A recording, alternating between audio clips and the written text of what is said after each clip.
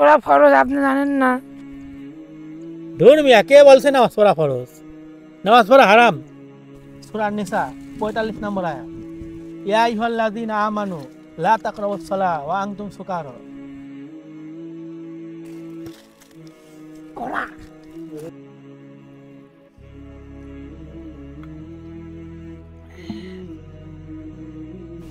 ভিডিওটি কোনো ব্যক্তি বা সমাজকে উল্লেখ করে তৈরি করা হয়নি, তাই ভিডিওটি নিজের দিকে না নিয়ে ভিডিওটি থেকে কিছু শেখার চেষ্টা করুন।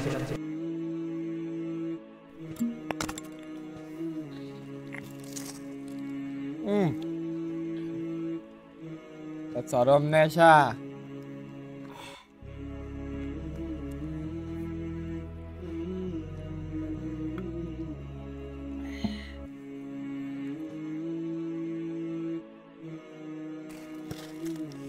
ওরা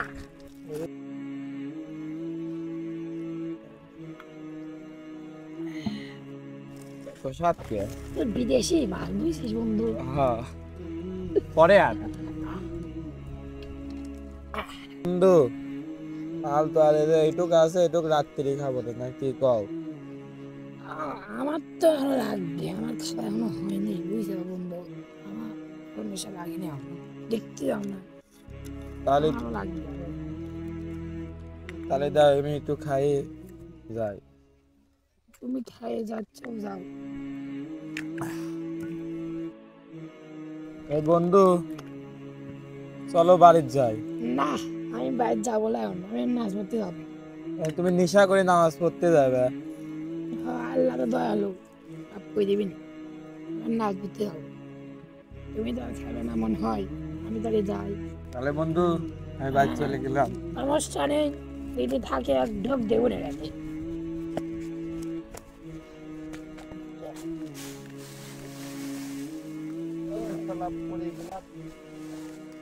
এই যে তোমারে পড়ে গেল আগে।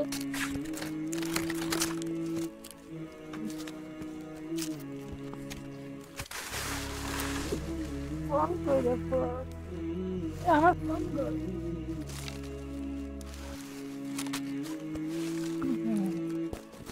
কোন পাইছে?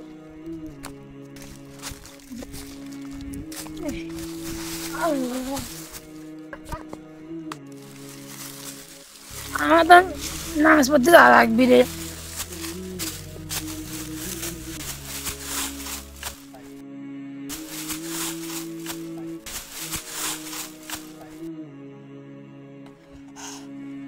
মুখের গন্ধ আর আইসে দেখতেছে। নামাজ পড়তে যাওয়া লাগবে, আল্লাহর ইবাদত করা লাগবে।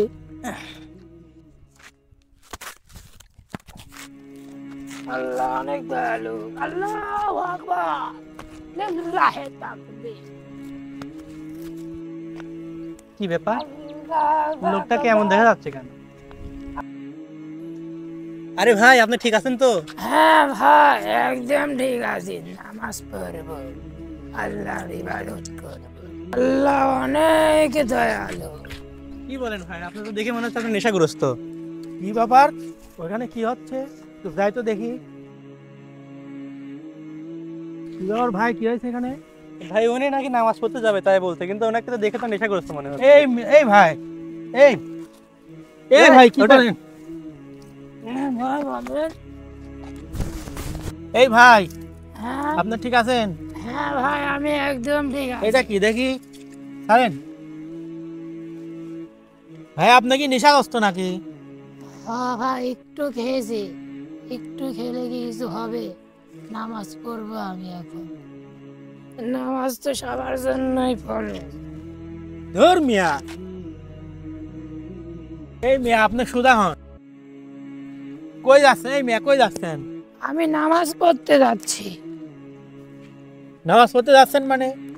নামাজ পড়া ফরজ আপনি জানেন না? ধুর মিয়া, কে বলছে নামাজ পড়া ফরজ? নামাজ পড়া হারাম। কি বলেন হুজুর, নামাজ পড়া হারাম মানে?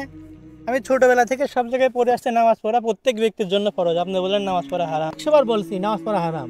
কিভাবে সম্ভব নামাজ পড়া হারাম মানে? আপনি কি বলেন নামাজ পড়া হারাম? হ্যাঁ আমি 100 বার বলছি নামাজ পড়া হারাম। আপনি কিভাবে বলছেন যে নামাজ পড়া হারাম? হ্যাঁ আমি নামাজ পড়া হারাম প্রমাণ করতেছি। এই ব্যাপারে আল্লাহ রাব্বুল আলামিন কুরআনুল কারীমের মধ্যে বলছে, সূরা নিসা 45 নম্বর আয়াত, ইয়া আইয়ুহাল্লাযীনা আমানু লা তাকরাবুস সালাহ ওয়া আনতুম সুকারা। হে ঈমানদারগণ, তোমরা নামাজের ধারে কাছেও যাও না যখন তোমরা নেশাগ্রস্ত থাকো এবং তোমরা কি বলছো নিজে বুঝতে পারো না। এই জন্য তো আমি বলছি যে নামাজ পড়া হারাম। এই লোক কি নিজে কি বলতেছে বুঝতে পারতেছে? তাহলে কি হুজুর আমি কি নামাজ পড়বো না? না, তোমার জন্য এখন নামাজ পড়া জায়েজ না, হারাম।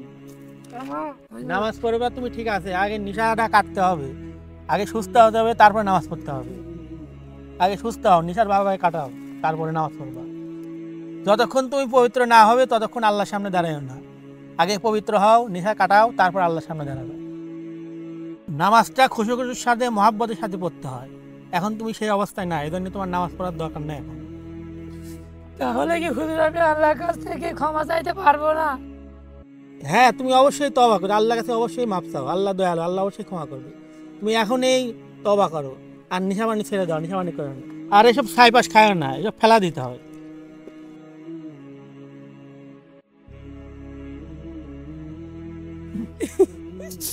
তাহলে হুজুর আমি এখন থেকে এইসব আবল তাবল মদ টদ খাওয়া এখন থেকে ছেড়ে দেব, আল্লাহর প্রতি ইবাদত করবো। আলহামদুলিল্লাহ, এটাই হচ্ছে আল্লাহর ফয়সালা।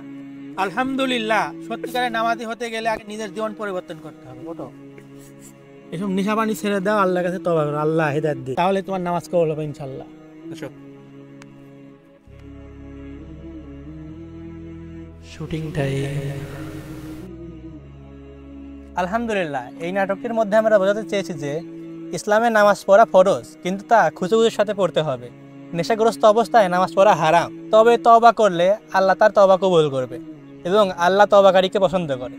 আল্লাহ আমাদের সকলকে সঠিক পথে পরিচালিত হওয়ার তৌফিক দান করুন। আমিন। এটা মদ না, এটা হচ্ছে পানি, পানি ভরা হয়ে যেত পানি। হুজুর এক দেখাও। এটা হচ্ছে পানি, আপনারা যা ভাবছেন তা না। এটা